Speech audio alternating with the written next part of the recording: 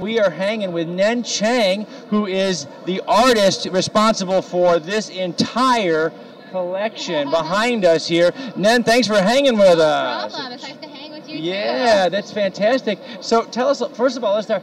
When did you start producing your own art? Well, I started working professionally right out of high school when I was 18. Wow. And I started out doing like lowbrow gallery showings, like doing more fine art related work before I progressed into doing character design for games and then into comic book covers currently.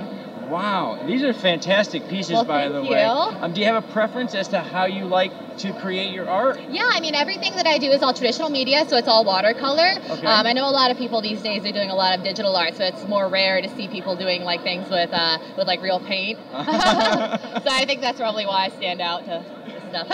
Well, the 12-foot wall doesn't hurt. A little bit, that helps. That doesn't hurt at all. So you started out, you said, doing gallery showings and things like that. Yes. More traditional pieces. Mm-hmm. And then you worked up to, what are some of your favorite pieces here? Some of my favorite pieces are like this painting here, Last Stand, which is a piece that I did for a card game called Legend of the Five Rings. Okay. And that's a relatively recent contract that should be picking up again in 2017, I think. And then I also like some of the stuff that I've done for a couple of Game of Thrones art book. I did a piece for the Game of Thrones HBO Compendium art book, and then I also did one for an independent art book called Drawn with the Pointy End.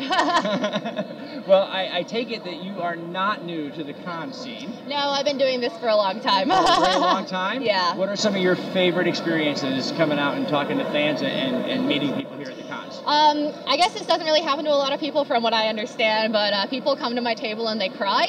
They cry. Yeah.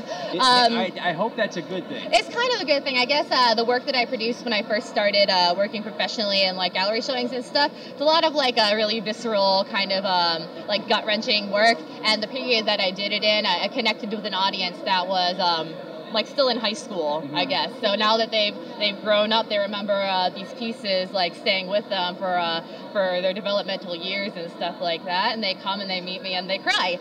Well, that's a pretty cool feeling. That's got to be a really cool feeling. It's definitely a surreal. A cool thing, yeah. Yeah. It's kind of like, no, I don't know how to deal with your earnest emotion. I don't know. But it's definitely draw it, because this is some amazing work. Where can folks on the World Wide Web find your art? You can most find me on Facebook at facebook.com/INCAPAX. Outstanding. Well, thanks for hanging with us. No problem. Good luck at the with show me. this weekend, and we'll see you a little later on this weekend. We'll see how you're doing, okay? Thank you. Thank you.